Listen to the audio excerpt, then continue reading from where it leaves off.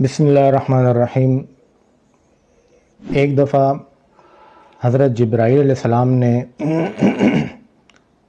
بد دعا کی کہ ہلاک ہو جائے وہ شخص جس کی زندگی میں اس کے دونوں ماں باپ بوڑھے ہوئے یا دونوں میں سے ایک، اور اس شخص نے ان کی خدمت کر کے جنت حاصل نہیں کی، تو ایسا شخص ہلاک ہو جائے۔ حضرت جبرائیل علیہ السلام کی بد دعا پر آپ صلی اللہ علیہ وسلم نے کہا آمین۔ اب بد دعا کرنے والا سید الملائکہ اور بد دعا پر آمین کہنے والا سید الانبیاء، تو